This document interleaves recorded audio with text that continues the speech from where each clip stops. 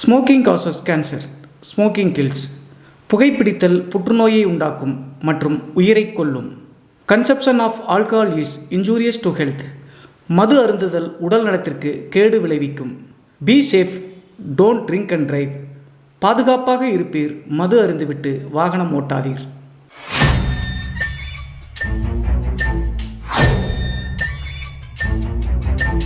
Hi everybody, நான் உங்கள் சிவா.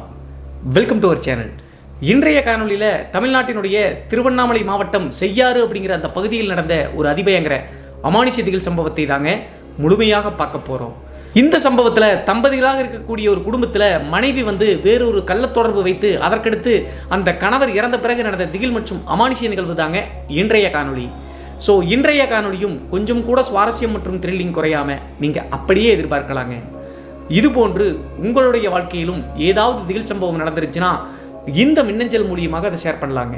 ஒருவேளை மின்னஞ்சலில் டைப் பண்ணுறது கஷ்டமாக இருந்துச்சு அப்படின்னா நம்ம சேனலோட இன்ஸ்டாகிராம் லிங்கை கீழே டிஸ்கிரிப்ஷனில் கொடுத்துருக்கேங்க. அதில் போய் ஃபாலோ பண்ணிவிட்டு வாய்ஸ் நோட்டாக கூட ஷேர் பண்ணலாங்க. இது வரைக்கும் நம்ம சேனலை நீங்கள் சப்ஸ்கிரைப் பண்ணாமல் பார்த்துட்டு இருந்தாலும் சரி, புதிய பார்வையாளராக இருந்தாலும் சரி, வீடியோக்கு கீழே இருக்கக்கூடிய சப்ஸ்கிரைப் பட்டன் மற்றும் பெல் ஐக்கான் இரண்டையுமே கிளிக் பண்ணிடுங்க. நம்ம ஷோக்குள்ளே போகலாம்.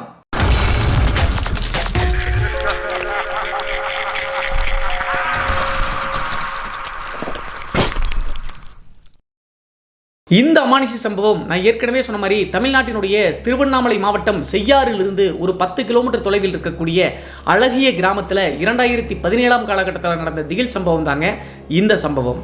இந்த சம்பவத்தை நம்மளுக்கு மின்னஞ்சல் மூலியமாக ஷேர் பண்ணது வசந்த் அப்படிங்கிற நம்ம சேனலினுடைய சப்ஸ்கிரைபருங்க. இந்த நிகழ்வு இவருக்கு நடந்ததா அப்படின்னு சொல்லி பார்த்தா ஆமாங்க, 2017 காலகட்டத்தில் இந்த வசந்த், ரவி, ராஜா மொத்தம் இந்த 3 பேர்த்துக்கும் நடந்த திகில் சம்பவம் தாங்க இன்றைய காணொலி. அப்படி என்ன நடந்துச்சு அப்படின்னு சொல்லி பார்த்தா, இந்த வசந்த் அப்படிங்கிறவர் 2017 காலகட்டத்தில் டிப்ளமோ முடிச்சு கிராமத்தில் சின்ன சின்ன வேலைகள் செஞ்சுட்டு இருக்காருங்க. அதே நேரத்தில் வசந்துக்கு நெருங்கிய நண்பர்கள் அந்த கிராமத்தில் அப்படின்னா ராஜா மற்றும் ரவி தாங்க. இந்த 3 பேரில் ரவி அப்படிங்கிறவர் கொஞ்சம் முரடன் அப்படின்னே சொல்லலாங்க. அவங்க வசிக்கக்கூடிய கிராமத்தில் கிட்டத்தட்ட 3 சமுதாய மக்கள் இருக்காங்க. ஆனால் எந்த சமுதாய மக்களையும் இந்த ரவி அப்படிங்கிறவர் மதிக்கவே மாட்டாருங்க. அதே நேரத்தில் குடும்பத்துக்கும் கட்டுப்படாத ஒரு நபர் அப்படின்னு சொல்லலாங்க. இருந்தாலும் ரவியினுடைய நெருங்கிய நண்பர்கள் ராஜா மற்றும் வசந்த் சொன்னால் ஓரளவுக்கு கேட்பாருங்க. இவங்களுடைய நெருங்கிய நட்புக்கு காரணம் என்ன அப்படி சொல்லி பார்த்தா, ஒரே கிராமம், சிறு வயதிலிருந்து ஒரே பள்ளிக்கூடம், அதே மாதிரி டிப்ளமோ காலேஜும் ஒரே கல்லூரியில் தாங்க முடிச்சிருக்காங்க. அந்த காரணத்தினால தான் இவங்க ஒருவருக்கு ஒருவர் விடாமல் பாண்டிங்கோடு இருக்காங்க. இதே நேரத்தில் கல்லூரி முடிச்சு கிடைக்கக்கூடிய அன்றாட வேலைகளுக்கு போயிட்டு வந்த இந்த 3 பேரும் அடிக்கடி தண்ணி அடிக்கக்கூடிய வழக்கத்தில் ஈடுபட்டாங்க. தண்ணி அடிக்கக்கூடிய காரணத்தினால ரவி ஏற்கனவே முரடன் சொன்ன இல்லையா, இன்னும் கொஞ்சம் மூர்க்கத்தனமாக ஆக ஆரம்பிச்சாருங்க.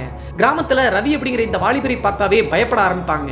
அது மட்டும் இல்லாமல் அந்த ஒட்டுமொத்த கிராமத்தில் இருக்கக்கூடிய இளைஞர்களுக்கு ரவி தான் ரோல் மாடல் அப்படின்னு சொல்லலாங்க. பெரும்பாலும் இப்போதைய காலகட்டத்தில் இந்த ரவுடிசம் பண்ணக்கூடிய நபர்களை தான் ரோல் மாடலாக யங்ஸ்டர்ஸ் எடுத்துக்கிறாங்க.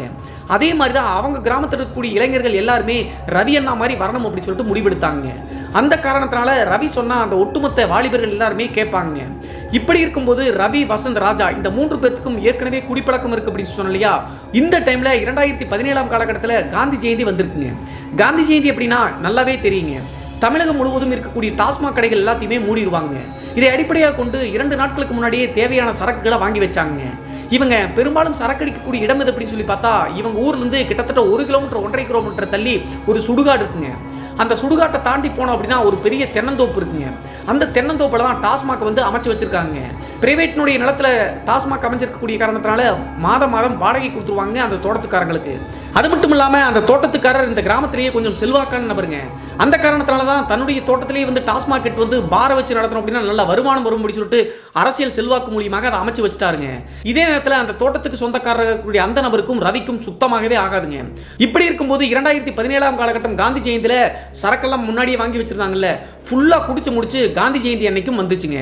காந்தி ஜெயந்தி அன்னைக்கு சுத்தமாகவே அந்த டாஸ்மாக்கை திறக்கலிங்க. சாயந்தரம் 4 மணி 5 மணி வரைக்கும் வெயிட் பண்ணி பார்த்துட்டு பிளாக்லையாவது சரக்கு கிடைக்கலாம் அப்படின்னு சொல்லிட்டு யோசிக்கிறாங்க. ஆனால் எங்கேயுமே கொடுக்க மாட்டேங்கிட்டாங்க. அது மட்டும் இல்லாமல் இந்த ரவி தண்ணி அடிச்சார் அப்படின்னா பெரிய பிரச்சனை பண்ணுவாருங்க. அந்த காரணத்தினால அந்த பிரைவேட் ஃபார்மில் இருக்கக்கூடிய டாஸ்மாக்ல இருந்து ரவிக்கு மட்டும் சரக்கு கொடுக்கவே மாட்டேங்கிட்டாங்க. இப்படி இருக்கும்போது அன்றைய நாள் ஏற்கனவே இருந்த சரக்கெல்லாம் அடிச்சு முடிச்சு ரவி மற்றும் வசந்த், ராஜா 3 பேரும் ஒரு முக்கியமான திட்டம் திட்டுறாங்க. என்ன ஆச்சு அப்படின்னு சொல்லி பார்த்தா, சரக்கு போதுமானதாக இல்லடா, நாளைக்கு காலையில் தான் கடை திறப்பாங்க, அது வரைக்கும் தாக்கு பிடிக்க முடியாது, நைட்டுக்கு வந்து சரக்கு வேணும் முடிச்சுட்டு முடிவெடுத்த காரணத்தினால நைட்டு வந்து அந்த பிரைவேட் தோட்டத்தில் இருக்கக்கூடிய டாஸ்மாகில் உள்ள புகுந்து சரக்கு எடுத்து அடிக்கலாம்னு சொல்லிட்டு முடிவெடுக்கிறாங்க கள்ளத்தனமாக. இதை ரவி சொன்ன காரணத்தினால ராஜா மற்றும் வசந்த் அவங்களும் வந்து குடிக்கக்கூடிய நபர்கள் தாங்க, சரின்னு சொல்லிட்டு அக்செப்ட் பண்ணிட்டாங்க. அன்றைய இரவு எல்லாரும் தூங்கி முடிஞ்ச பிறகு 11:30 மணி 12 மணி இருக்குங்க. அந்த டைமில் நேராக கிராமத்திலிருந்து அந்த சுடுகாட்டுக்கு வந்து சுடுகாட்டிலிருந்து தாண்டி அந்த டாஸ்மாக் இருக்கக்கூடிய தோட்டத்துக்குள்ளே போகிறாங்க. தோட்டத்துக்குள்ளே போய் சரக்கு எடுக்கலாம் அப்படின்னு சொல்லிட்டு முடிவெடுக்கிறாங்க. அந்த டாஸ்மாக் வந்து அந்த தோட்டத்துக்குள்ளே இருக்கக்கூடிய காரணத்தினால அந்த அளவுக்கு சேஃப்டி எல்லாம் இருக்காதுங்க. பாதுகாப்புக்காக பாரில் வந்து 2-3 பேர் படுத்திருப்பாங்க. அந்த காரணத்தினால தான் நைட்டு 12 மணிக்கு வந்திருக்காங்க. இருக்கக்கூடிய சரக்கு வந்து பார்த்தீங்கன்னா அந்த பாரில் படுத்தக்கூடிய காவலாளிகள் சாப்பிட்டு படுத்துக்குவாங்க. தூங்கின பிறகு நம்ம போனோம் அப்படின்னா கதவு திறந்தா இருக்கும், சரக்கு தேவையானது எடுத்து வரலாம் அப்படின்னு சொல்லிட்டு முடிவெடுத்தா அந்த 12 மணி தோராயமாக போகிறாங்க. இவங்க போன நேரம் இவங்க நினைச்ச மாதிரியே சரியான நேரம் தாங்க. அந்த பாரில் வந்து காவலாளியாக ஒரே ஒரு நபர் தாங்க இருக்காரு. அவரும் இந்த கிராமத்தை சேர்ந்தவர் தான். ஃபுல்லா தண்ணி அடிச்சுட்டு மட்டை ஆயிட்டாருங்க. அதற்கு பின்பு நேரா அந்த டாஸ்மாகினுடைய கதவு வந்து பார்த்தீங்கன்னா உள்ள போற மாதிரி தாங்க இருக்கு. தெரிஞ்ச டாஸ்மாக் தானே, எப்படி உள்ள போகணும் அப்படின்னு சொல்லிட்டு இவங்களுக்கு முன்னாடியே நல்லா தெரியும். உள்ள நுழைஞ்சு இவங்களுக்கு தேவையான ட்ரிங்க்ஸ் எல்லாம் எடுத்துடுறாங்க. அப்போது ரொம்ப அதிக அளவு எடுத்தோம் அப்படின்னா கண்டிப்பா காலையில போலீஸ்ல வந்து கம்ப்ளைண்ட் ஆயிரும். ஏன்னா தனியார் தோட்டத்தில் வந்து டாஸ்மாக் இருந்தாலும் கூட சரக்கு எடுத்தோம் அப்படின்னா அது கவர்மெண்ட்டினுடைய ப்ராப்பர்ட்டி, கண்டிப்பா கேஸ் ஆயிரும் சொல்லிட்டு தெரிஞ்சுக்கிட்டு அவங்களுக்கு தேவையான அளவு ஒரு ஃபுல்லு 2 பீரு அப்படின்னு சொல்லிட்டு எடுத்துக்கிட்டு நேரா டாஸ்மாக் விட்டு வெறுன்னு வெளியே வரலாம் அப்படின்னு சொல்லிட்டு கிளம்பி வர்றாங்க 3 பேரும். அந்த டாஸ்மாக் அமைச்சிருக்கக்கூடிய தோட்டத்தை பற்றி சொல்லணும் அப்படின்னா தண்ணீர் இல்லாத காரணத்தால தான் வெள்ளாமை பண்ணாம அந்த டாஸ்மாக்காக அந்த செல்வந்தர் வந்து அப்படி பண்ணி வச்சிருக்காருங்க. அந்த காரணத்தினால இந்த பண்ணைக்கீரை அப்படின்னு சொல்லுவாங்க, நெஞ்சு உயரத்துக்கு வந்து பார்த்தீங்கன்னா ஆள் உயரத்துக்கும் வளர்ந்து கிடக்குங்க. அந்த பண்ணைக்கீரைகள் வந்து பார்த்தீங்கன்னா பயங்கரமாக வளர்ந்துருக்குங்க டாஸ்மாக்கை சுற்றியும். அது மட்டும் இல்லாமல் டாஸ்மாக்கை விட்டு அந்த தோட்டத்தினுடைய வெளியே வர வரைக்கும் ஒரு ஒத்தையடி பாதை மாதிரி தாங்க இருக்கும். 2 சைடும் அந்த பண்ணைக்கீரை அப்படிங்கிற அந்த கீரை வகைகள் வந்து ஃபுல்லாக ஏறி இருக்குங்க. இப்படி இருக்கும்போது அந்த சரக்கெல்லாம் எடுத்துட்டு நேராக வேகமாக அந்த தோட்டத்தினுடைய வெளி சைடு என்ட்ரி பாயிண்ட்டுக்கு வரலாம்னு சொல்லிட்டு வர்றாங்க. கரெக்டாக அந்த தோட்டத்தினுடைய என்ட்ரி பாயிண்ட்டுக்கு ஒரு 20 மீட்டர் 30 மீட்டர் முன்னாடி வந்துட்டு இருக்கும்போது திடீர்னு இந்த ராஜா அப்படிங்கிறவர் ரவி கிட்ட ஒரு முக்கியமான விஷயத்தை சொல்றாருங்க. ஒரு பர்டிகுலர் இடத்தை கை காமிச்சு அங்கே யாரோ நிற்கிறாங்க பாருடா அப்படின்னு சொல்லி சொன்ன உடனே மறுபடியும் வசந்த் மற்றும் ரவி 2 பேரும் அங்கே பார்க்குறாங்க. இந்த ராஜா சொன்ன மாதிரியே அங்கே ஏதோ ஒரு நபர் வந்து நிற்கிறாருங்க. அந்த நபரை பார்க்கும்போது கிட்டத்தட்ட 6 அடி உயரத்தில் நல்லா கம்பீரமாக இருக்காருங்க. அந்த வேலி இருக்கக்கூடிய கருவேலமுள் வேலி மாதிரி தாங்க அமைஞ்சிருக்காங்க. அந்த வேலி சைடு தான் நிற்கிறாரு. அது மட்டும் இல்லாமல் எங்கேயுமே நடக்காம ஸ்டன்னான மாதிரி இவங்களையே பார்த்து நிற்கிறத இவங்க 3 பேரும் பார்த்துறாங்க. அப்போது நான் ஏற்கனவே சொன்ன மாதிரி இந்த 3 பேரும் ஓரளவுக்கு சரக்கு அடிச்சிருக்காங்க. இந்த ரவி அப்படிங்கிற ஒரு முரடம் தானே, அது லோக்கல் இருக்கக்கூடிய யாராவது நபராக இருக்கும்டா, கண்டிப்பாக இந்த தோட்டத்துக்காரனாக இருக்காது. அதனால அவங்களுக்கு ஏதாவது கொஞ்சம் சரக்கு கொடுத்துட்டு கன்வின்ஸ் பண்ணிடலாம், நம்மளை பற்றி யாரும் சொல்ல மாட்டாங்க அப்படின்னு சொல்கிறாங்க. அந்த நள்ளிரவு நேரத்தில் இவங்க 3 பேர்த்தையும் அடையாளம் காண முடியுமா அப்படின்னு சொல்லிட்டு நீங்கள் கேள்வி கேட்டால் கண்டிப்பாக முடியுங்க. பௌர்ணமிக்கு 2 நாளோ 3 நாளோ தாங்க இருக்குது. அந்த காரணத்தினால நிலா வெளிச்சம் நல்லா பளிச்சு நடிக்குதுங்க. இவங்க 3 பேரும் நடந்து போகக்கூடிய அந்த ஷேடோ, அதாவது நிழல் வந்து நல்லாவே தெரியுதுங்க. இப்படி இவ்வளவு வெளிச்சம் இருக்கக்கூடிய காரணத்தினால தான் தூரத்தில் நிற்கக்கூடிய அந்த நபரை நல்லாவே 3 பேரும் பார்க்க முடியுதுங்க. அதற்கடுத்து 2 பேர்த்தையும் இங்கே நிறுத்திட்டு ரவி அப்படிங்கிறவர் அவர் தான் சரக்கெல்லாம் கையில் வச்சிருக்காருங்க. நேராக அந்த நபர்கிட்ட போய் பேசிட்டு வர அப்படின்னு சொல்லிட்டு பக்கத்தில் நெருங்கி போறாருங்க. இங்கிருந்து சத்தம் போட வாய்ப்பே கிடையாதுங்க. சத்தம் போட்டால் அந்த பாரில் படுத்தக்கூடிய காவலாளி எந்திரிச்சிருவாரு. அவருக்கும் ரவிக்கும் சுத்தமாக ஆகாதுங்க. அந்த காரணத்தினால தான் தன்னுடைய நெருங்கிய நண்பர்களான ராஜா மற்றும் வசந்த நிற்க வச்சுட்டு ரவி மற்றும் நேராக அந்த நபர் நிற்கக்கூடிய பகுதிக்கு பக்கத்திலேயே போறாருங்க. பக்கத்தில் நெருங்கி போய் கரெக்டாக அந்த நபர் நின்ன இடத்துக்கு டக்குன்னு அந்த இடத்துல நின்று போய் பார்த்த உடனே அங்கே நின்று நபரை காணுங்க. அதே நேரத்தில் இங்கிருந்து பார்த்துட்டு இருந்த வசந்த் மற்றும் ராஜாவுக்கு ஒரு பயங்கர ஷாக்குங்க. என்ன ஆச்சு அப்படின்னு சொல்லி பார்த்தா ரவி வந்து பார்த்தீங்கன்னா அந்த பர்டிகுலர் நபர் நின்ன இடத்துக்கு பக்கத்தில் நெருங்கி போன உடனே சரட்டு மின்னல் வேகத்தில் அங்கிருந்து ஒரு 20 அடி தள்ளி காத்து மாதிரி வந்து பார்த்தீங்கன்னா இன்னொரு இடத்துல வந்து நின்றுருக்காருங்க. அப்போது இங்கிருந்து இவங்களால சத்தம் போட்டு தன்னுடைய நண்பரான ரவி கிட்ட சொல்ல முடியாதுங்க, ஏற்கனவே காவலாளி எந்திரிச்சுவார் அப்படின்னு சொல்லிட்டு. பயந்து போய் என்னடா திடீர்னு ஒரு மனுஷன் அங்கிருந்து புயல் வேகத்தில் போய் வேற இடத்துல அப்பீர் ஆகிறா அப்படின்னு சொல்லிட்டு அதுக்கடுத்து அந்த இடத்துல போய் நின்று சுத்தி முத்தி பார்த்த ரவி இங்கே தான் நின்றுந்தார் அப்படின்னு சொல்லிட்டு யோசிக்கிறாருங்க. மறுபடியும் சுத்தி முத்தி பார்த்துட்டு இன்னொரு இடத்துல போய் அவர் நின்னார்ல அந்த இடத்தையும் ரவி பார்த்துறாருங்க. அப்போது ரவி வந்து பார்த்தீங்கன்னா மறுபடியும் அந்த நபர்கிட்ட போலாம் அப்படின்னு சொல்லிட்டு கொஞ்சம் அரை போதையில் இருக்கக்கூடிய காரணத்தால் அந்த நபர்கிட்ட நெருங்கி போறாருங்க. அப்போது தூரத்தில் நின்று பார்த்துட்டு கூடிய ராஜா மற்றும் வசந்துக்கு புரிஞ்சிச்சுங்க அது உண்மையிலேயே மனுஷன் கிடையாது அப்படின்னு சொல்லிட்டு. இருந்தாலும் நான் ஏற்கனவே சொன்ன மாதிரி சத்தம் போட முடியாதுங்க. அந்த டைம்ல இந்த ராஜா மட்டும் திடீர்னு விசில் அடிச்சிருக்காருங்க. சொல்லலாம் அப்படி சொல்லிட்டு விசில் அடிக்கும் போது டக்குன்னு ரவி திரும்பி பார்க்குறாருங்க. ஆனால் இவர் சைகை காமிக்கிறது அவருக்கு புரியல. அந்த நேரத்தில் இந்த டிசேப்பர் ஆகி இன்னொரு இடத்துல அப்பீர் ஆகி நின்று இருந்தார்ல அந்த நபர்கிட்ட ரவி பக்கத்தில் நெருங்கி போயிட்டாருங்க. ஒரு 2 அடி 3 அடி பக்கத்தில் நெருங்கி போன உடனே ரவிக்கு கொலையே நடுங்கி போச்சுங்க. அவ்வளவு போதையிலும் அவ்வளவு முரடனாக இருக்கக்கூடிய ரவியே மிரண்டு போயிட்டார் அப்படின்னா அங்கே என்ன நடந்திருக்கும் அப்படின்னு சொல்லிட்டு நீங்களே யோசிங்க. என்ன ஆச்சு அப்படின்னு சொல்லி பார்த்தா மற்ற 2 நண்பர்கள் சொன்ன மாதிரி அங்கே நிற்கிறது உண்மையிலேயே ஒரு மனுஷன் கிடையாதுங்க. ஒரு கருப்பு கலர் பேண்ட் போட்ட மாதிரி வெள்ளை சட்டை போட்டு ஒரு கம்பீரமான நபருங்க. அந்த நபரும் உள்ளூர்காரர் தாங்க. இந்த வீடியோவை தொடர்ந்து பாருங்க, புரியும். அந்த நபர் ஏற்கனவே இறந்து போன ஒரு நபருங்க. ஆன்மா உருவத்தில் தான் அங்கே வந்து நின்றுருக்காருங்க. அந்த நபரை பக்கத்தில் நெருங்கி போய் பார்த்த உடனே தலையெல்லாம் அடிபட்டு அப்படியே ரத்த குளத்தில் அந்த நபர் பக்கத்தில் பார்த்த உடனே ரவி வந்து பயங்கரமாக சத்தம் போட்டாருங்க. நான் ஏற்கனவே சொன்ன மாதிரி டாஸ்மாகில் படுத்தக்கூடிய காவல் அளிக்கிறது கேட்கலையாட்டுங்க, போதையில் படுத்திருப்பாராட்டுருக்கு. அதற்கடுத்து அப்படி சத்தம் போட்டுக்கிட்டே அந்த பண்ணை கீரைகள் இருக்கக்கூடிய பகுதியில் அப்படியே சாஞ்சிட்டாருங்க இந்த ரவி அப்படிங்கிறவர்.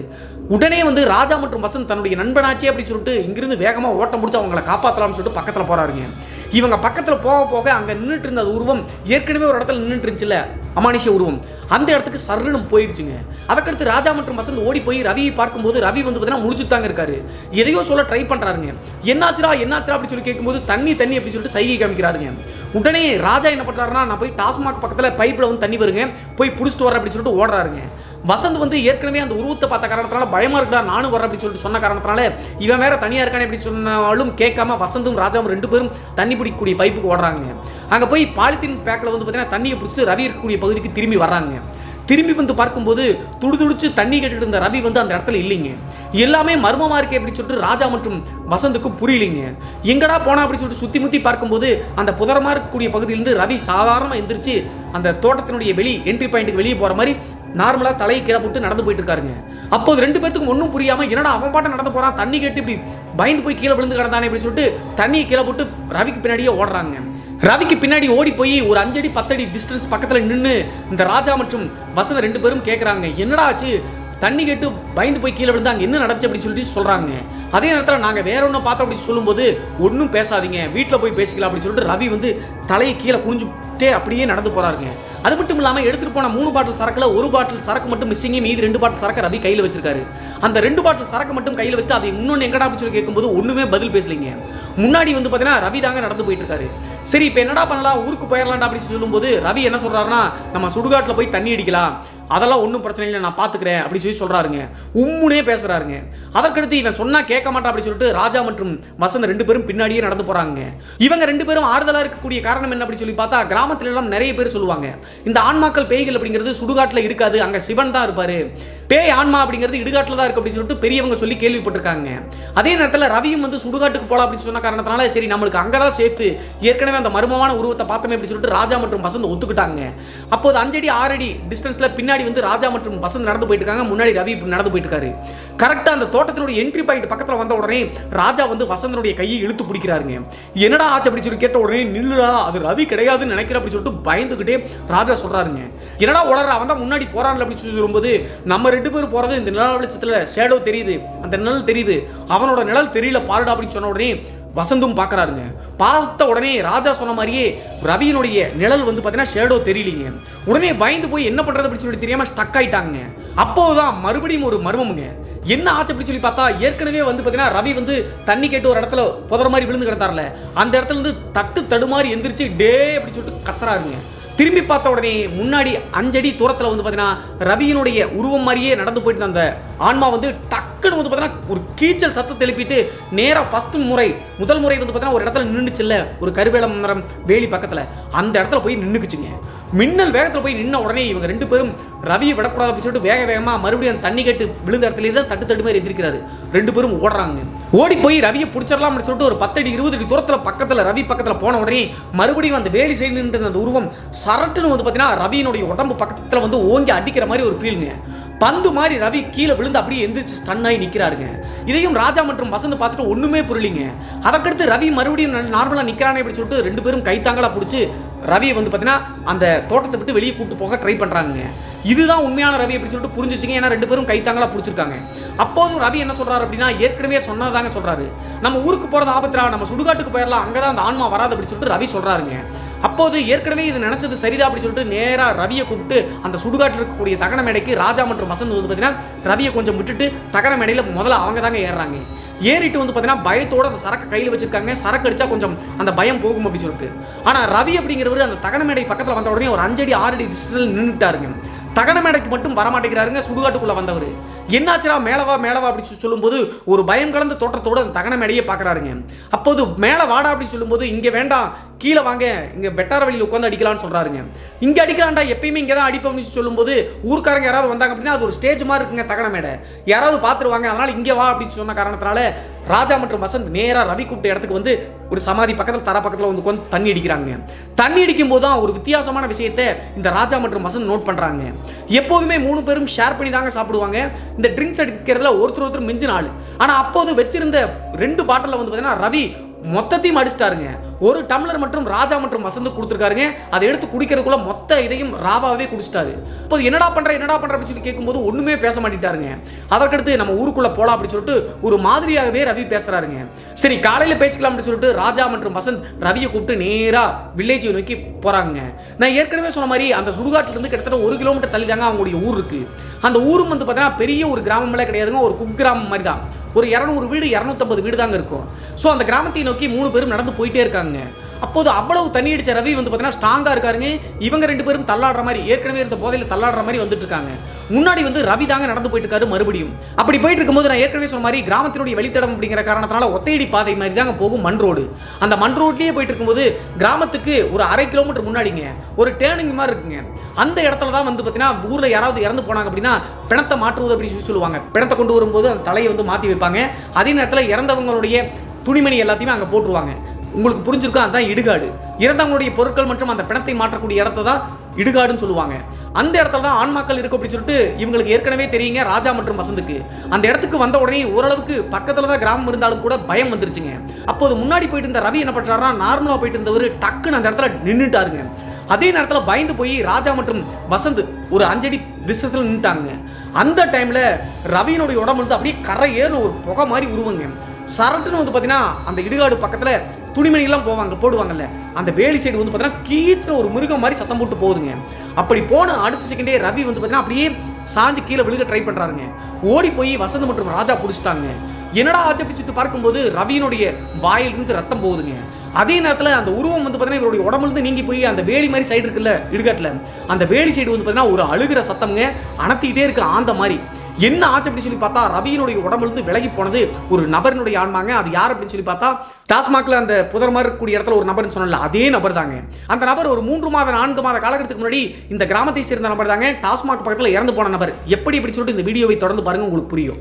அந்த நபர் தான் அந்த இடுகாட்டினுடைய சைடு பகுதியில் வேலி மாறக்கூடிய பகுதியில் அப்படியே உட்கார்ந்துருக்காருங்க. நடுக்கத்தோடு தலையெல்லாம் ரத்தம் கடிச்சு அப்படியே வெட்டுப்பட்ட காயத்தோடு அப்படியே ஆந்த மாதிரி அணத்துறாருங்க. இந்த தோற்றத்தை பார்த்த உடனே இந்த ராஜா அப்படிங்கிறவர் கொஞ்சம் கட்டுடைப்போடு இருக்கக்கூடிய நபருங்க. தன்னுடைய நண்பனான ரவியை வந்து தோளில் தூக்கி போட்டு வேகமாக கிராமத்துக்கு பக்கத்தில் ஓடி வந்துட்டாருங்க. ஓடி வந்த உடனே அந்த எல்லை கோயில் ஒன்று இருக்குங்க, அந்த சாமி பேர் என்னன்னு சொல்லல அவர். அந்த கோவில் இருக்கக்கூடிய மண்டபத்தில் வந்து பார்த்தீங்கன்னா ரவியை போட்டாருங்க. போட்டுட்டு வாயில் ரத்தம் வந்த காரணத்தினால வேகமாக ஓடி போய் ரவியினுடைய அப்பா அம்மா கிட்ட சொல்லிட்டாங்க. ஏற்கனவே ஒரு தண்ணி அடிப்பாரு அப்படின்னு சொல்லிட்டு தெரியும். இருந்தாலும் பெற்றோர்களுக்கு பாசம் ரவி மேலே அதிகமாக தான் இருக்கும். யாருக்கிட்டையும் சொல்ல வேண்டாம் அப்படின்னு சொல்லிட்டு அவங்க அவருடைய அப்பா அவசரமாக 2 வீலரில் ரவியை தூக்கி போட்டு பக்கத்தில் இருக்கக்கூடிய கிளினிக் கூட்டு போயிருக்காருங்க. கிளினிக் கூட்டு போய் ஏற்கனவே தண்ணி அடிச்சக்கூடிய காரணத்தால் ட்ரீட்மெண்ட் பண்ண முடியாது அப்படின்னு சொல்லிட்டாங்க. அதே மாதிரி நார்மலாக தான் இருக்காரு. கிட்டத்தட்ட 1 மணி நேரம் 2 மணி நேரம் அந்த ஹாஸ்பிட்டலையே சேஃப்டிக்காக வச்சிருந்துட்டு அதற்கடுத்து எந்திரிச்சு நடக்க ஆரம்பிச்சிட்டாருங்க. அதற்கு பின்பு ரவி கிட்ட என்ன ஆச்சுடா அப்படின்னு சொல்லி கேட்கும்போது ரவிக்கு ஒன்றுமே புரியலிங்க. சரி காலையில் கேட்டுக்கலாம் அப்படின்னு சொல்லிட்டு நேராக கிராமத்துக்கு கூட்டு வந்து ரவி அவங்களுடைய வீட்டில் விட்டாங்க. படுத்து தூங்கிட்டாரு. காலையில் 8 மணிக்கு இந்த ராஜா வசந்த் 2 பேரும் எந்திரிச்சு பார்க்கும்போது ஊருக்குள்ள ஏதோ பரபரப்பாக பேசிட்டு இருக்காங்க. என்ன ஆச்சு அப்படின்னு சொல்லி பார்த்தா எல்லாருமே அந்த டாஸ்மாக் பக்கம் ஏதோ பிரச்சனை அப்படின்னு சொல்லி சொன்ன காரணத்தினால ஊரே ஒட்டுமொத்தமாக ஓடுதுங்க. இந்த வசந்த் மற்றும் ராஜா கிளம்பலாம் அப்படின்னு சொல்லிட்டு பார்க்கும்போது நைட்டு வந்து பார்த்தீங்கன்னா ஹாஸ்பிட்டலுக்கு போயிட்டு வந்து படுத்த ரவி அவரும் நார்மல் ஆயிட்டாருங்க. அவரும் எந்திரிச்சு எதுவுமே ராஜா மற்றும் வசந்த் கிட்ட பேசவே இல்லைங்க. கூட்டத்தோட கூட்டமாக வேகமாக போறாருங்க. அதற்கடுத்து இந்த டாஸ்மாக் நடத்திட்டு இருக்கக்கூடிய பகுதியில் தான் காவல்துறையினரோடு நிற்கிறாங்க. போய் பார்க்கும்போது இவங்க ராஜா மற்றும் வசந்துக்கு பெரிய ஷாக்குங்க.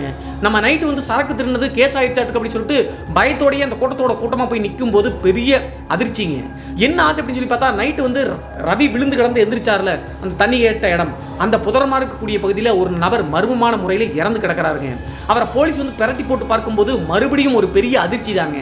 அது வேற யாரும் கிடையாதுங்க, அந்த பாருக்கு காவலாளியாக இருந்தார் இல்லையா, நைட்டு வந்து தண்ணி அடிச்சுட்டு படுத்திருந்தார்ல, அந்த நபர் வந்து பார்த்தீங்கன்னா அப்படியே ரத்தம், வாய் முழுவதும் ரத்தம் வந்து விரைச்சு போன மாதிரி அப்படியே செத்து போய் கிடக்கிறாரு. உடம்பெல்லாம் அப்படியே வெள்ளை அடிச்ச மாதிரி கிடக்குது. அந்த சடலத்தை காவல்துறையினர் இன்வெஸ்டிகேஷன் பண்ணிட்டு இருக்காங்க. இதை பார்த்த உடனே ராஜா மற்றும் வசந்துக்கு தூக்கி வாரி போட்டுச்சுங்க. அப்போது ரவி கிட்ட சொல்லலாம் சொல்லிட்டு ரவியை பார்க்கும்போது கூட்டத்தோட கூட்டமாக தாங்க ரவி நின்றுருக்காரு. அந்த டைம்ல ரவி என்ன பண்றாரு அப்படின்னா, அந்த இறந்து போய் கிடக்கூடிய சடலத்தை பார்த்து சிரிக்கிறாருங்க. சிரிச்ச உடனே காவல்துறையினர் ரவியை வந்து அடிக்க வர்றாங்க. வந்த உடனே ஊர் மக்கள் எல்லாருமே தடுத்துட்டாங்க. அவன் எப்பயுமே இப்படி தாங்க, குடிச்சிட்டு போக தெரியாம இருப்பான், அதனால வளர்றாங்க, அவனை கண்டுக்காத அப்படின்னு சொல்லிட்டாங்க. அது மட்டும் இல்லாம நைட்டு போய் சரக்கு எடுத்துட்டு வந்தது யாருக்குமே தெரியாதுங்க. தெரிஞ்சது யார் அப்படின்னு சொல்லி பார்த்தா அந்த ரவி, ராஜா, வசந்த், அப்புறம் ரவியினுடைய பெற்றோர்களுக்கு மட்டும் தான் தெரியும். மற்ற யாருக்கிட்டையும் சொல்லிங்க. ரவியினுடைய பெற்றோர்கள் வந்து பார்த்தீங்கன்னா ராஜா மற்றும் வசந்தை பார்த்துட்டு சைகை காமிக்கிறாங்க, எதுவும் பேசக்கூடாது அப்படின்னு சொல்லிட்டு. அப்போது ரவி வந்து பார்த்தீங்கன்னா அந்த இடத்த விட்டு கூட்டு போலாம்னு சொல்லிட்டு அவங்களுடைய பெற்றோர்கள் முயற்சி செய்யும் போது அவன் செத்துட்டான், சாக வேண்டியவன் தான், சாகட்டும் சாகட்டும் சொல்லிட்டு இருக்காங்க. ஏற்கனவே ரவியை பத்தி அந்த காவல்துறையினருக்கு ஓரளவுக்கு தெரியுங்க. அடிக்கடி வந்து பார்த்தீங்கன்னா ஊர்ல பிரச்சனை பண்ணி கேஸ் ஆகும். ஸோ அப்படிதான் வந்து முரட்டுத்தனமா இவன் பேசுறான், போதையில் பேசுறான் அப்படின்னு சொல்லிட்டு அசால்ட்டை விட்டுட்டாங்க. அதே நேரத்தில் இந்த ரவிக்கும் இறந்து கிடக்கூடிய நபருக்கும் சம்மந்தம் இல்லாமல் இருக்காதுங்க. மரணத்தில் என்ன காரணம் அப்படின்னா, திரும்பி கூட்டிட்டு வர வரைக்கும் ஃப்ரெண்ட்ஸ் இருந்தாங்க. அப்புறம் வீட்டில் அவங்க அம்மா அப்பா வச்சுட்டாங்க, கிளினிக் கூட்டு போய். ஸோ அந்த நபர் எப்படி இறந்தார் அப்படின்னு சொல்லிட்டு ராஜா மற்றும் வசந்துக்கு கன்ஃபியூஸ் தாங்க. அதே நேரத்தில் கிராமத்தில் 3 மாதங்களுக்கு முன்னாடி இறந்து போன அந்த நபருடைய ஆன்மா வந்து நைட்டு ரவியை அக்சஸ் பண்ணி கீழே அடிச்சு வந்து பார்த்தீங்கன்னா தண்ணி கேட்ட அதே இடத்துல இவன் செத்து போய் கிடக்கிறான் அப்படின்னு சொல்லிட்டு யோசிச்சு பார்க்கும்போது அந்த ஆன்மாவினுடைய வேலை தான் அப்படின்னு சொல்லிட்டு இவங்களுக்கு உள்ளுணர்வுல ஏதோ சந்தேகம் இருந்திருக்குங்க. அதற்கு பின்பு நேராக ஊருக்கே வந்துட்டாங்க. இந்த நிகழ்வு வந்து ஒரு 4-5 நாள் ரவி ராஜா மற்றும் வசந்தான தன்னுடைய நண்பர்கள்ட்ட பேசவே இல்லைங்க. அவர் வாட்டு வீட்டில் இருக்குது, நைட்டு வந்து ஊசலாடிட்டு தனியாக போய் தண்ணி அடிச்சுட்டு வர்றது இப்படியே பண்ணிட்டு இருக்காருங்க. இந்த டைமில் ஒரு நாள் நைட்டு ஒரு 11 மணி 12 மணி இருக்குங்க. இந்த ராஜா மற்றும் வசந்த் ஏற்கனவே நடந்த நிகழ்வுலாம் நினச்சிக்கிட்டு அந்த ஊரினுடைய எல்லை கோவில் இருக்குல்ல, அந்த மேடையில் வந்து உட்காந்து பேசிட்டு இருக்காங்க. கிராமத்திலலாம் பெரும்பாலும் 8 மணி 9 மணிக்கு தூங்கிடுவாங்க. அப்படி பேசிட்டு இருக்கும்போது இந்த ரவி அப்படிங்கிறவர் வெறும் உடம்போட என்ன பண்ணுறாரு அப்படின்னா அந்த கிராமத்தினுடைய ஒரு வழித்தடத்தில் நடந்து போயிட்டு இருக்காருங்க. இதை பார்த்த உடனே ராஜா மற்றும் வசந்துக்கு அந்த ஒயின் ஷாப்பில் அந்த நிகழ்வு நடந்த பிரச்சனைக்கு பின்னாடி இவன் நம்மகிட்ட பேசுறதே இல்லை, இவன் எங்கே நடந்து போறா அப்படின்னு சொல்லிட்டு பின்னாடியே மறைஞ்சு நின்று போயிட்டே இருக்காங்க. அப்போது ரவி எங்கே போறாரு அப்படின்னு சொல்லி பார்த்தா நேராக அந்த கிராமத்தில் இருக்கக்கூடிய ஒரு ஸ்ட்ரீட்லேருந்து இன்னொரு ஸ்ட்ரீட்டுக்கு போய் ஒரு வீட்டுக்குள்ளே நுழையிறாருங்க. அந்த வீடு யாருடையது அப்படின்னு சொல்லி பார்த்தா 3 மாதங்களுக்கு முன்னாடி ஒருத்தர் இறந்து போனாருன்னு சொல்லல, அந்த ஆன்மாவை தான் இவங்க பார்த்தாங்க. அந்த வீட்டுக்குள்ளே தாங்க ரவி போறாரு. பார்த்த உடனே ராஜா மற்றும் வசந்துக்கு தூக்கி வாரி போட்டுச்சுங்க. அந்த வீட்டில் வந்து அந்த 3 மாதங்களுக்கு முன்னாடி இறந்து போன நபருடைய மனைவி மற்றும் 4 வயது கை குழந்தை தாங்க இருக்கு. அந்த வீட்டுக்குள்ள இன்னார்த்திக்கு போறானே அப்படின்னு சொல்லி பார்க்கும்போது ரவி உள்ள போன உடனே அந்த இறந்து போன நபருடைய மனைவி வந்து பார்த்தீங்கன்னா கதவை சாத்திக்கிட்டாங்க. இதை நேரடியாகவே ராஜா மற்றும் வசந்த் பார்க்குறாங்க. என்னடா நடக்குது அப்படின்னு சொல்லிட்டு யோசிச்சு பார்த்து அந்த வீட்டினுடைய சைடுலேயே வெயிட் பண்ணிட்டு இருக்காங்க. அப்போது அந்த வீட்டில் இருக்கக்கூடிய ஒரு ஜன்னல் வந்து பார்த்தீங்கன்னா மூடாம திறந்திருக்கிறத பார்த்து ராஜா மற்றும் வசந்த் எட்டி பார்க்குறாங்க. எட்டி பார்க்கும்போது மறுபடியும் ஒரு பெரிய ஷாக்ங்க. ரவி என்ன பண்றாரு அப்படின்னா 3 மாதங்களுக்கு முன்னாடி இறந்து போன நபருடைய பேர் தங்கராஜுங்க. அந்த தங்கராஜனுடைய மனைவி கிட்ட ரொம்ப கொடூரமா அந்த உறவுல ஈடுபட்டு இருக்காருங்க. அது மட்டும் இல்லாம தன்னுடைய இடுப்பில் இருக்கக்கூடிய பெல்ட் எடுத்து அந்த தங்கராஜனுடைய மனைவி அடிச்சுக்கிட்டே வந்து பார்த்தீங்கன்னா ரொம்ப டார்ச்சர் பண்றாருங்க. இருந்தாலும் அந்த பெண் கத்தாம ரவி சொல்றது எல்லாம் கேட்டுட்டு இருக்குங்க, அழுதுகிட்டே. அந்த பெல்ட்ல அடிச்ச கடத்தினால அந்த பெண்ணினுடைய உடம்பினுடைய சைடு எல்லாம் ரத்தம் வருதுங்க. அந்த பெண் குழந்தையும் தூங்கிட்டு தான் இருக்கு. எதுவும் சத்தம் போடாம ரவி சொன்னதை எல்லாத்தையும் கேட்டுட்டு அழுதுகிட்டே வந்து பார்த்தீங்கன்னா என்ன விட்டுடுன்னு கத்துதுங்க. எதற்காக இந்த பெண்மணி இப்படி பண்ணணும் அப்படின்னு சொல்லிட்டு ஒண்ணுமே புரியலீங்க வசந்த் மற்றும் ராஜாக்கு. கிட்டத்தட்ட 1 மணி நேரத்துக்கு மேல அந்த பெண்ணை செய்யாத கொடுமைப்படுத்திட்டு நாளைக்கு நான் வருவேன் அப்படின்னு சொல்லிட்டு ஆக்ரோஷமா சொல்லிட்டு ரவி வெளியே வர்றாருங்க. ரவி வந்து இந்த குடிக்கக்கூடிய விஷயத்துல தாங்க கொஞ்சம் கெட்ட நபர். மற்றபடி வந்து பார்த்தீங்கன்னா பெண்கள் விஷயத்திலாம் கண்ணியமாக நடந்துக்குவாருங்க. ஆனால் இப்போது 3 மாத காலகட்டத்துக்கு முன்னாடி இறந்து போன நபருடைய மனைவி மற்றும் அந்த குழந்தையும் கூட மனசில் நினைக்காம அந்த பெண்ணை கொடுமைப்படுத்தி இப்படி உறவுல ஈடுபடுறானே அப்படின்னு சொல்லிட்டு என்ன கேட்கறது அப்படின்னே தெரியலீங்க. அதற்கு பிறகு ராஜா மற்றும் வசந்துக்கு ஓரளவு புரிஞ்சிருச்சுங்க. அந்த டாஸ்மாக்ல 2 முறை அந்த 3 மாதங்களுக்கு முன்னாடி இறந்து போன தங்கராஜனுடைய ஆன்மாவை பார்த்தது, அதே நேரத்தில் திரும்பி ஊருக்குள்ள வந்தது போது இடுகாட்டிலிருந்து ரவியினுடைய உடம்புல அந்த ஆன்மா விலகி போய் சைடில் நின்னது எல்லாத்தையும் யோசிச்சு பார்த்து ரவியினுடைய உடம்பை அந்த இறந்து போன தங்கராஜனுடைய ஆன்மா ஆக்குப்பை பண்ணியிருக்கு அப்படின்னு சொல்லிட்டு புரிஞ்சுக்கிட்டாங்க. இருந்தாலும் அந்த பெண்மணி வந்து பார்த்தீங்கன்னா பயக்கும் இல்லையா, ஏன்னா ரவியினுடைய உடம்புல தங்கராஜனுடைய ஆன்மா இருக்கு அப்படின்னு சொன்னால் என்னதான் இருந்தாலும் நம்ம செத்தே போனாலும் பரவாயில்ல, காவல்துறையினர் சிக்கினாலும் பரவாயில்லன்னு சொல்லிட்டு பயந்துருவாங்க. ஆனால் எல்லாத்துக்கும் சம்மதிக்குதே. அந்த பெண்கிட்ட இவன் என்ன சொன்னா, எப்படி கட்டுப்படுத்தி வச்சிருந்தா அப்படின்னு சொல்லிட்டு யோசிக்கிறாங்க. இந்த நிகழ்வு அன்றைய இரவு முடிஞ்சு அடுத்த நாள் மதியம் வந்து என்ன பண்ணுறாங்கன்னா இந்த ராஜா மற்றும் வசந்த் 2 பேரும் மனசு கேட்காம தங்கராஜனுடைய மனைவி கிட்டே போய் கேட்டுடலாம், ஓப்பனாக கேட்டலாம், நைட் நாங்கள் பார்த்தோம் என்ன பிரச்சனைன்னு சொல்லி கேட்கலாம் அப்படின்னு சொல்லிட்டு அந்த பெண் படக்கூடிய கஷ்டத்தை பார்த்தாங்க. அப்படி போய் கேட்க போகிறாங்க.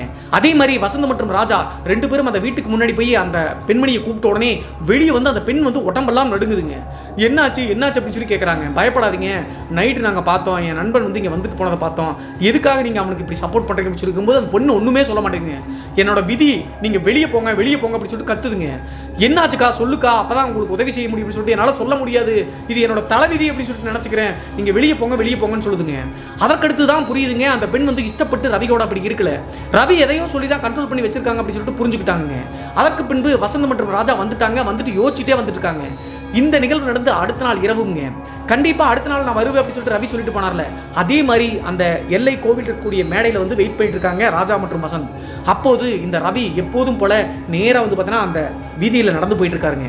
இவங்களும் பின்னாடியே ஃபாலோ பண்ணி மறைஞ்சிட்டு போயிட்டு இருக்கும்போது கரெக்டாக வந்து பார்த்தீங்கன்னா அந்த பெண்ணினுடைய வீட்டுக்குள்ளே போயிட்டாங்க.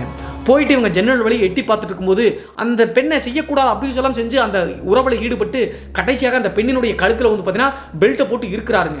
இருக்கிட்டு என்னை யாருன்னு தெரியுதாடி அப்படின்னு சொல்லும்போது விட்டுரு ரவி அப்படிங்குதுங்க அந்த தங்கராஜனுடைய மனைவி. நான் ரவி இல்லடி உன் புருஷன் தங்கராஜ் அப்படின்னு சொன்ன உடனே அந்த பெண்ணுக்கு என்ன பண்ணுறதுன்னு தெரியலீங்க. கத்த ட்ரை பண்ணது காப்பாற்றுவதற்காக. ஆனால் அந்த பெண் வந்து பார்த்தீங்கன்னா நிர்வாண குளத்தில் இருக்காங்க. இதை ஜன்னல் வழியாக ராஜா மற்றும் வசந்த் பார்த்துட்டு இருக்காங்க. ராஜா மற்றும் வசந்த் இதற்கு மேலே விட்டா அந்த 4 வயது பெண் குழந்தையினுடைய அம்மா இறந்து போயிடுவாங்க அப்படின்னு சொல்லி தெரிஞ்சுக்கிட்டு என்ன இருந்தாலும் அந்த அக்கா தப்பு பண்ணியிருந்தாலும் பரவாயில்ல சொல்லிட்டு ஊருக்குள்ளே போய் சத்தம் போட்டாங்க. சத்தம் போட்ட உடனே ஒட்டுமொத்த ஊர்க்காரங்களும் அந்த பெண்ணினுடைய வீட்டுக்குள்ளே வந்துட்டாங்க. வீட்டு பக்கத்தில் வீட்டுக்கு வந்த உடனே ஊரில் இருக்கக்கூடிய ஆண்கள் எல்லாமே வீட்டுக்குள்ளே போந்து ரவியை வந்து பார்த்தீங்கன்னா வெளியே பிடிச்சி வலுக்கட்டாயம் எடுக்கிறாங்க. இந்த பெண் நிர்வாண குளத்தில் இருக்கக்கூடிய காரணத்தினால சேலையெல்லாம் போத்தி விட்டு என்னாச்சு சொல்லுமா அப்படின்னு சொல்லி சொல்லும்போது அந்த பெண் ஒரு வார்த்தை வாய் சொல்ல மாட்டேங்குதுங்க. இவருடைய உடம்புல தன்னுடைய கணவர் தங்கராஜ் இருக்காருன்னு சொல்ல மாட்டேங்குது, எதுக்காக இப்படி இருந்தான்னு சொல்ல மாட்டேங்குது. அப்போது ரவியை வந்து கண்ட்ரோல் பண்ண முடியலைங்க. ரவி வந்து ஆக்ரோஷமாகறாரு. ஏற்கனவே தண்ணி அடிச்சு ஊருக்குள்ள தகராறு பண்ணிட்டு இப்போ பொண்ணுங்க விஷயத்திலே இறங்கிட்டே அப்படின்னு சொல்லும்போது நான் ரவி இல்லடா தங்கராஜ் அப்படின்னு சொன்ன உடனே ஊர் மக்கள் மிரண்டு போயிட்டாங்க. இந்த தங்கராஜ் அப்படிங்கிறவர் வேறு யாரும் கிடையாதுங்க. நான் ஏற்கனவே சொன்ன மாதிரி இந்த பெண்ணினுடைய கணவர் தான். இவர் லாரி டிரைவராக இருந்திருக்காருங்க. லோடு வண்டி ஓட்டக்கூடிய காரணத்தினால 4 நாளைக்கு ஒரு முறையோ 5 நாளைக்கு ஒரு முறை தான் தங்கராஜ் வந்து வீட்டுக்கு வருவாருங்க. அப்போது இந்த 4 வயது குழந்தையும் தன்னுடைய மனைவி மட்டும் தாங்க தனியாக இருப்பாங்க. இந்த மனைவியாக இருக்கக்கூடிய இந்த பெண்ணை வந்து பார்த்தீங்கன்னா தங்கராஜ் வந்து காதலிச்சு தாங்க திருமணம் பண்ணியிருக்காரு. வேறு ஒரு சமுதாயத்தை சேர்ந்தவங்க, கும்பகோணத்தை சேர்ந்த பெண்மணி. எங்கே லோர இறக்க போகும்போது இந்த பெண்ணை காதலிச்சு இந்த ஊருக்கே கூட்டு வந்து இங்கே வச்சிருந்திருக்காருங்க. ஆனால் இந்த பெண் இந்த 4 வயது குழந்தைகள்லாம் பிறந்த பிறகு திருமணத்திற்கு அப்பாற்பட்ட அந்த உறவில் வேறொரு நபரோட ஈடுபட்டு இருக்காங்க. அந்த நபர் இன்னும் உயிரோடு தாங்க இருக்காரு. இதே கிராமத்தை சேர்ந்தவர் தான். இந்த கூட்டத்தில் இத்தனை பேர் வந்து நின்னாலும் அந்த நபர் மட்டும் வரலீங்க. சரி, அந்த தங்கராஜ் அப்படிங்கிறவர் எப்படி இறந்தார் அப்படின்னு சொல்லி பார்த்தா ஒரு நாள் லோடுக்கெல்லாம் போயிட்டு 4 நாள் கழிச்சு நைட் நேரத்தில் திரும்பி வந்திருக்காருங்க. எப்போதுமே ஒரு லாரி வந்து பார்த்தீங்கன்னா இவருடைய வீட்டினுடைய வெளி சைடில் ஒரு பெரிய இடம் இருக்குங்க, அங்கே தான் நிறுத்துவார். ஆனால் அன்றைய நாள் லாரியை வந்து ஆஃபீஸில் நிறுத்திட்டு பைக்கில் வந்திருக்காருங்க. பைக்கில் வந்து நிறுத்திட்டு வீட்டுக்குள்ளே என்ட்ரி ஆகலாம்னு சொல்லிட்டு பார்க்கும்போது வீட்டுக்குள்ளே யாரோ ஒரு ஆண்மகன் இருக்கிறத தங்கராஜுக்கு தெரிஞ்சிருச்சுங்க. ஜன்னல் வழியாக எட்டி பார்க்கும்போது இதே கிராமத்தை சேர்ந்து இன்னொரு நபருங்க.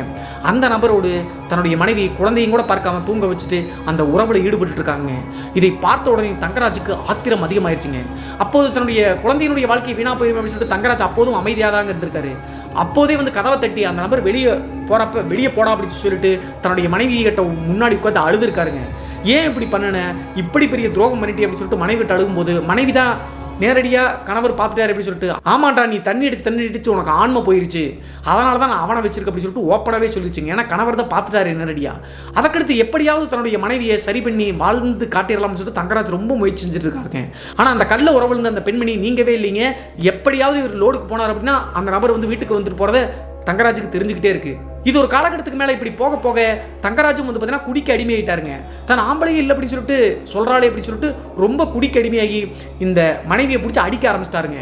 ஒரு காலகட்டத்துக்கு மேலே தங்கராஜோடு வாழ முடியாது அப்படின்னு சொல்லிட்டு நினச்சா அவங்களுடைய மனைவி என்ன பண்ணுறாங்கன்னா உள்ளூரில் இருக்கக்கூடிய கள்ளக்காதலன் இருக்கார்ல அவர்கிட்ட எல்லா விஷயத்தையும் சொல்லி அவரை போட்டு தள்ள முடிவெடுத்துட்டாங்க.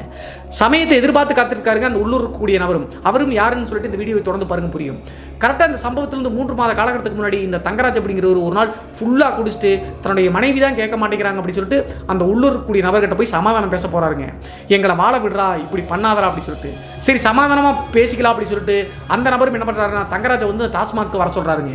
டாஸ்மாக் வரும்போது நைட்டு 11 மணிங்க. டாஸ்மாகில் வந்து பார்த்தீங்கன்னா அந்த பார் காவலாளியாக ஒருத்தர் செத்து போனார்ல அந்த நபரும் உள்ளூரில் கள்ள தொடர்பு வச்சிருக்கக்கூடிய அந்த நபரும் ரொம்ப ஃப்ரெண்டுங்க. நைட்டு 11 மணிக்கு அவன் கூப்பிட்டானே சொல்லிட்டு தங்கராஜ் டாஸ்மாக் போயிட்டு ஃபுல்லாக சரக்கு அடிச்சிருக்காங்க. அந்த பாரில் இருக்கக்கூடிய காவலாளியும் அந்த கள்ள காதலனும் சேர்த்து தண்ணி அடிச்சுட்டு கரெக்டாக அந்த டாஸ்மாக்லேருந்து ஒரு 20 மீட்டர் 30 மீட்டர் தள்ளி இந்த புதர் மாதிரி இருக்குல்ல ரவி மற்றும் நண்பர்கள் முதல் முறையாக ஒரு நபர் நின்றுட்டு இருந்த மாதிரி அந்த இடம் இருந்துச்சுல அந்த இடத்துலையே தாங்க கூட்டிகிட்டு போய் அந்த இடத்துல இரும்பு ராடை வச்சு தங்கராஜை அடித்து அந்த இடத்துலையே கொண்டுட்டாங்க. கொண்டுட்டு ஒன்றும் தெரியாத மாதிரி அங்கேயே அந்த சடலத்தை போட்டு பார் காவலாளி இங்கே வந்துட்டாங்க, இவனும் வந்து கிளம்பி போயிட்டாங்க. இனிமேல் நம்மளுடைய கள்ள தொடர்புக்கு பிரச்சனை இல்லை அப்படின்னு சொல்லிட்டு சந்தோஷத்தோடு அந்த ஊர்க்காரன் வந்துட்டாங்க. அடுத்த நாள் காலையில் 10 மணி 11 மணிக்கு அந்த ஒயின் ஷாப்புக்கு வந்த நபர்கள் 2-3 பேர் அந்த சடலத்தை பார்த்து காவல்துறையினருக்கும் இன்ஃபார்ம் பண்ணுறாங்க. காவல்துறையினர் வளைச்சு எல்லா பக்கமும் வந்து யார் கொண்டாங்க அப்படின்னு சொல்லிட்டு தேடி பார்க்குறாங்க. அடையாளம் கண்டுபிடிக்கவே முடியல, யார் அப்படின்னு சொல்லிட்டு தெரியவே இல்லை. அதற்கடுத்து கடைசியாக தன்னுடைய மனைவி மேலே காவல்துறையினருக்கு சந்தேகம் வருதுங்க. அதே நேரத்தில் இவங்க குடியிருக்கக்கூடிய பக்கத்து வீட்டுக்கார ஒரு பெண்மணி வந்து பார்த்தீங்கன்னா நைட்டு அடிக்கடி கணவன் மனைவிக்கு சண்டை வரும், அவர் நல்ல மனுஷன், தண்ணி அடித்தாலும் கூட வெளியே யாருக்கிட்டையும் சண்டை போட மாட்டார், வீட்டுக்குள்ளே வந்தால் தன்னுடைய மனைவி கிட்ட மட்டும் சண்டை போடுவார் அப்படின்னு சொல்லிட்டு தகவல் வந்து காவல்துறையினருக்கு தெரிஞ்சிருக்குங்க. அதற்கடுத்து காவல்துறையினர் தங்கராஜனுடைய மனைவி கிட்ட போய் விசாரிக்கும் போது பக்காவாக வந்து பார்த்தீங்கன்னா எதுவுமே இல்லாத மாதிரி காமிச்சிட்டாங்க. இருந்தாலும் காவல்துறையினருக்கு சந்தேகம் இருந்திருக்குங்க, ப்ரூஃப் இல்லையே. அதற்கடுத்து கிட்டத்தட்ட 3 மாத காலகட்டமாகி அந்த கேஸ் வந்து அப்படியே கிடப்பில் போட்டாங்க. என்ன ஆச்சு, யார் கொன்னாங்க அப்படின்னு சொல்லிட்டு ஒன்றுமே புரியாமல் இருந்திருக்காங்க. ஸோ இந்த நிகழ்வுகள் அனைத்தையும் ரவியினுடைய உடம்புல இருந்து தங்கராஜனுடைய ஆன்மா அப்படியே ஒன்றும் விடாமல் சொல்லுதுங்க. இப்படி சொன்ன உடனே அந்த உள்ளூர்கார பெரியவங்க அவங்க குடும்பத்தை சீரழிச்சவங்க யார் அப்படின்னு சொன்ன உடனே அந்த நபருடைய பேரை சொல்கிறாங்க. அந்த நபருடைய வீடு வந்து பார்த்தீங்கன்னா இவங்களுடைய வீட்டிலேருந்து ஒரு 4 வீடு தள்ளிதாங்க. கூட்டத்தில் அத்தனை பேர் வந்து நின்றுட்டாலும் கூட அந்த நபர் மட்டும் வீட்லேயே இருக்காருங்க. அதற்கும் ஒரு முக்கியமான காரணம் இருக்குங்க. ஊர் பெரியவங்க எல்லாமே அந்த 4 வீடு தள்ளி இருக்கக்கூடிய அந்த நபருடைய வீட்டுக்குள்ளே போய் பார்க்கும்போது மூஞ்சியெல்லாம் வீங்கி போய் அப்படி கீரல் மாதிரிங்க, உடம்பெல்லாம் ரத்தம் கொட்டுற மாதிரி படுத்து கிடக்கிறாங்க வீங்கி போய். அதே நேரத்தில் ஊர் பெரியவங்க காவல்துறையினருக்கு இன்ஃபார்ம் பண்ண உடனே காவல்துறையினரும் வந்துட்டாங்க. ஏன்னா மனைவியும் ஆமா அப்படின்னு சொல்லிட்டு வாக்குமூலம் கொடுத்துட்டாங்க. உடனே உள்ளே போய் பார்க்கும்போது இவருடைய உடம்பு முழுவதும், அதாவது அந்த கள்ளக்காதலனாக இருந்த நபருடைய உடம்பு முழுவதும் கீச்சலாக இருந்திருக்குங்க, சிராய்ப்பு ஏற்பட்ட மாதிரி. எப்படி ஆச்சு அப்படின்னு சொல்லிட்டு காவல்துறையினர் விசாரிக்கும் போது அவர் சொன்ன விஷயமும் பெரிய ஷாக்குங்க. கிட்டத்தட்ட 2-3 நாட்களுக்கு முன்னாடிங்க இது சரக்கடிச்சிட்டு வரலாம்னு சொல்லிட்டு டாஸ்மாகில் போய் இந்த கள்ளக்காதலனாக இருக்கக்கூடிய நபர் போய் சரக்கடிச்சிட்டு திரும்பி வந்துட்டு இருக்காருங்க. கரெக்டாக அவரை கொன்ன அதே இடத்துல தங்கராஜனுடைய ஆன்மா வந்து அங்கே நின்றுட்டு இருந்திருக்குமாருங்க. இவருக்கு ஃபுல்லாக தண்ணி அடிச்சிருந்த காரணத்தினால போதையில் செத்து மணி வந்துட்டியாடா அப்படின்னு சொல்லிட்டு போதை அடித்தா என்ன பண்ணுறேன்னு தெரியாமல பக்கத்தில் போயிருக்காருங்க. பக்கத்தில் போன உடனே அந்த ஆன்மாவுக்கும் இவருக்கும் என்ன நடச்சு அப்படின்னு சொல்லிட்டு இவருக்கு போதையில் புரியலிங்க. ஆனால் ஒரு விஷயம் மட்டும் நல்லா புரிஞ்சிருக்குங்க. பக்கத்தில் போன அடுத்த செகண்டே வந்து பார்த்தீங்கன்னா இறந்து போன தங்கராஜ் சாகும்போது எப்படி தலையில் வெட்டுப்பட்டு அந்த ரத்த குளத்தில் இருந்தாரோ அதே மாதிரி விகாரமான உருவத்தோட்டத்தை பார்த்து அங்கிருந்து தப்பிக்க பார்த்துருக்காருங்க கள்ளக்காதலன். இருந்தாலும் அதற்கு பின்பு என்ன நடச்சுன்னு தெரியலீங்க. பக்கத்தில் ஒரு பனைமரம் இருந்திருக்கு. அந்த பனைமரத்து மேலே அப்படியே மேலா அந்த ஆன்மா அப்படியே தூக்கிட்டு குத்தலாக வந்து சறுக்கு மாதிரி இருக்கும் பனை மரத்தில், அதில் பிடிச்சி அப்படியே தரசரன்னு இழுத்து விட்டுருக்குங்க அந்த ஆன்மா. இது மட்டும் தாங்க அவருக்கு ஞாபகம் இருக்குது. போதை இருந்த காரணத்தினால என்ன நடச்சு அப்படின்னு சொல்லிட்டு தெரியல. முகம் மற்றும் முதுகு எல்லா பக்கமும் அந்த சிராய்ப்பு ஏற்பட்டுருக்குங்க. கடைசியாக எப்படியோ ஒரு கஷ்டப்பட்டு அங்கிருந்து தப்பிச்சு ஓடி வந்து இந்த வீட்டுக்கு வந்து சேர்ந்துருக்காருங்க. வீட்டுக்கு வந்து அவங்களுடைய அப்பா அம்மா கிட்டையோ அவருக்கும் வந்து குழந்தைகள் இருக்குங்க, மனைவி இருக்காங்க, அவங்ககிட்ட எதுவும் சொல்லிங்க பைக்கிலேருந்து கீழே வந்துட்டு அப்படி சொல்லிட்டாங்க. ஆனால் முதுகு முழுவதும் அந்த பனை மரத்தினுடைய இந்த சறுக்குன்னு சொல்லுவாங்க அதெல்லாம் அப்படியே இருந்திருக்குங்க. இதை சொன்ன உடனே காவல்துறையினரே மிரண்டு போயிட்டாங்க. கடைசியாக அந்த ஆன்மாவை தன்னுடைய சாவுக்கான நீதியை சொல்ல வச்சிருச்சு அப்படின்னு சொல்லிட்டு தெரிஞ்சுக்கிட்டு நேராக வந்து பார்த்தீங்கன்னா மனைவி மற்றும் கள்ளக்காரனை அரெஸ்ட் பண்ணி உள்ளே கூட்டிகிட்டு போயிட்டாங்க. 2 பேர்த்தையும் போலீஸ் ஜீப்பில் ஏற்றும் போது ரவியினுடைய உடம்புல இருக்கக்கூடிய தங்கராஜனுடைய ஆன்மா ஆக்ரோஷமாகுதுங்க. நீங்கள் எங்கே போனாலும் திரும்பி என்னுடைய நிலைமையில தான் நீயும் சாவீங்க, என்னை அடிச்சு தானே கொண்டீங்க, அதே மாதிரி உங்களுடைய சாவும் கொடூரமாக தான் இருக்கும் அப்படின்னு சொல்லிட்டு சொல்லியிருக்குங்க. அதற்கடுத்து அந்த லோக்கல் இருக்கக்கூடிய எல்லை கோவிலுடைய பூசாரி வந்து பார்த்தீங்கன்னா திருநீரை வச்சு விட்டு அந்த ஆன்மாவை ரவியினுடைய உடம்புலேருந்து தற்காலிகமாக நீக்கி விட்டுருக்காங்க. அடுத்த நாளை திருவண்ணாமலை கிரிவலத்தில் இருக்கக்கூடிய ஒரு சித்தரை வந்து தெரிஞ்சவராட்டுங்க. அங்கே வந்து பேய் பிசாசாலும் எடுபடாது. ஏன்னா திருவண்ணாமலை டிஸ்ட்ரிக்ட் தானே செய்யாரு. திருவண்ணாமலைக்கு அந்த சித்தர் முன்னாடி கூட்டு போய் ரவி உட்கார வச்சிருக்காங்க. உட்கார வச்ச உடனே அந்த ரிச்சுவல் மாதிரி பண்ணி அந்த சித்தர் வந்து ரவியினுடைய உடம்புலேருந்து அந்த ஆன்மாவை நீக்கி விட்டுருக்காருங்க, தங்கராஜனுடைய ஆன்மாவை. அது மட்டும் இல்லாமல் இந்த சிவ சித்தர்கள் அப்படிங்கிற சித்தரில் ஒருத்தர் தாங்க இந்த ரிச்சுவல் ஈடுபட்டு ரவியை வந்து காப்பாற்றி விட்டுருக்காரு. இந்த சிவ சித்தர்கள் என்ன பண்ணுவாங்க அப்படின்னா பெரும்பாலும் இந்த ஆன்மாக்கள் அவங்களுடைய கையில் கிடச்சி அப்படின்னா அதை சாந்தமாக்கி சிவலோகத்துக்கே அனுப்பிடுவாங்க, மோட்சம் கொடுத்துருவாங்க. அதே மாதிரி தங்கராஜனுடைய ஆன்மாவை ரவியினுடைய உடம்புலேருந்து நீக்கி விட்டு மோட்சம் கொடுத்து அனுப்பிட்டாங்க. உனக்கு செய்த துரோகத்திற்கு உன்னுடைய மனைவியும் அந்த கள்ளக்காதலும் அனுப்பிப்பாங்க அப்படின்னு சொல்லிட்டு சித்தரை வாக்கு கொடுத்து அந்த மோட்சத்துக்கு அனுப்பி வச்சிட்டாங்க. காவல்துறையினால் அரசு செய்யப்பட்ட தங்கராஜனுடைய மனைவி மற்றும் கள்ளக்காதலன் 2 பேருக்கும் இரட்டை ஆயுள் தண்டனை கொடுத்துருக்காங்க. சாகும் வரைக்கும் அவங்க அங்கே தான் இருந்தாகணும். அதுவே ஒரு பெரிய கொடுமை தாங்க. செத்துட்டாங்க அப்படின்னா உடனே உயிர் போயிடும். ஆனால் இந்த தண்டனை பெரிய தண்டனைங்க. அந்த சித்தர் சொன்ன மாதிரியே அந்த தண்டனை கிடச்சிருச்சு. அந்த 4 வயது குழந்தைய வந்து பார்த்தீங்கன்னா தங்கராஜனுடைய அம்மா அப்பா பேர குழந்தை அப்படி சொல்லிட்டு எடுத்து வளர்க்க ஆரம்பிச்சிட்டாங்களா அவங்க. இதில் ஒரு சின்ன விஷயத்தை மறந்துட்டேங்க. இந்த வசந்த், ராஜா மற்றும் ரவி 3 பேரும் அந்த ஆன்மானால் பாதிக்கப்பட்டு திரும்பி சரக்கடிக்க சுடுகாட்டுக்கு போகும்போது தகன மேடைக்கு மட்டும் ரவி வரமாட்டின்ட்டார்ல. அப்போதே வந்து ரவி ஆக்குபை பண்ணிச்சாட்டுருங்க. சுடுகாட்டுக்கு வந்து பார்த்தீங்கன்னா அது போயிருக்கு. ஆனால் தகன மேடைக்கு போகாத காரணம் தகன மேடை வந்து பார்த்தீங்கன்னா நெருப்பினால் அக்னீஸ்வரனுக்கு வந்து சொந்தமான மேடை. அது மட்டும் இல்லாமல் அவங்களுடைய ஆன்மாவே அங்கே தான் வந்து பார்த்தீங்கன்னா முற்றிலும் விலகுது, எரிச்சு. ஸோ தகனமேடையை பார்த்தா கண்டிப்பாக ஆன்மாக்களுக்கு பயம் இருக்குமாமாங்க. ஐதியத்தில் சொல்கிற மாதிரி சுடுகாட்டில் வந்து ஆன்மாக்கள் இருக்காது அப்படின்னு சொல்கிறதெல்லாம் அந்தளவுக்கு உண்மையாக பொய்யா அப்படின்னு சொல்லி தெரியலீங்க. நிறைய வீடியோக்களில் சொல்லியிருக்கோம், சுடுகாட்டிலேயே வந்து பார்த்தீங்கன்னா ஆன்மாக்கள் இருக்கிறது, கொடூரமாக நடந்துக்கிறதெல்லாம் பார்த்துருக்கோம். ஸோ எல்லாத்துமே ஆராய்ச்சிக்கு உட்படுத்த வேண்டியதா அப்படின்னு சொல்லிட்டு நான் நினைக்கிறேங்க. இன்றைய காணொலியில் நாம் தெரிஞ்சுக்க வேண்டியது என்ன அப்படின்னு சொல்லி பார்த்தா, தங்கராஜனுடைய மனைவி செய்தது பெரிய கொடூரம்ங்க. அவரை பிடிக்கல அப்படின்னா டிவோர்ஸ் பண்ணிட்டு வேற ஒருத்தவங்களோட கூட திருமணம் பண்ணியிருக்கலாங்க. அதையெல்லாம் தவிர்த்து கள்ளக்காதலனுடைய உதவியோடு தன்னுடைய கணவரை கொன்று கடைசியாக அந்த பெண்மணியும் அரஸ்டாகி உள்ள போயிட்டாங்க. அந்த 4 வயது கை குழந்தை என்ன பண்ணுச்சு இந்த பூமியில் வந்து? என்னதான் இருந்தாலும் அந்த பெண் குழந்தை வளர்ந்த பிறகு உன்னுடைய அம்மா வந்து அப்பாவை கொன்னவதானே அப்படின்னு சொல்லிட்டு ஒரு கெட்ட பேரோட தாங்க அந்த பெண் குழந்தைகளுடைய பேரில் இந்த சமுதாயம் பேசும். ஸோ எப்போதுமே ஒரு குடும்பத்துக்குள்ளே போயிட்டு அப்படின்னா அந்த சபலம் அப்படிங்கிறது வரவே கூடாதுங்க. அதே நேரத்தில் அழகாக ஒரு குடும்பம் வாழ்ந்துட்டு இருக்கும்போது அந்த குடும்பத்துக்குள்ளே போய் கெடுக்கக்கூடிய அது ஆணாக இருந்தாலும் சரி பெண்ணாக இருந்தாலும் சரிங்க, அது பெரிய பாவங்க. ஸோ இந்த சம்பவத்தை பற்றிய உங்களுடைய கருத்து என்ன அப்படின்னு சொல்லிட்டு மறக்காமல் கமெண்ட் பாக்ஸில் கமெண்ட் பண்ணுங்கள். இது போன்று உங்களுடைய வாழ்க்கையிலும் ஏதாவது திகில் சம்பவம் நடந்துருச்சுன்னா இந்த மின்னஞ்சல் மூலியமாக அதை ஷேர் பண்ணலாங்க. ஒருவேளை மின்னஞ்சலில் டைப் பண்ணுறது கஷ்டமாக இருந்துச்சு அப்படின்னா நம்ம சேனலோட இன்ஸ்டாகிராம் லிங்கை கீழே டிஸ்கிரிப்ஷனில் கொடுத்துருக்காங்க, அதில் போய் ஃபாலோ பண்ணிவிட்டு வாய்ஸ் நோட்டாக கூட ஷேர் பண்ணலாங்க. மீண்டும் ஒரு த்ரில்லிங்கான அமானுஷ எபிசோடுடன் உங்களை சந்திக்கும் வரை நான் உங்கள் சிவா.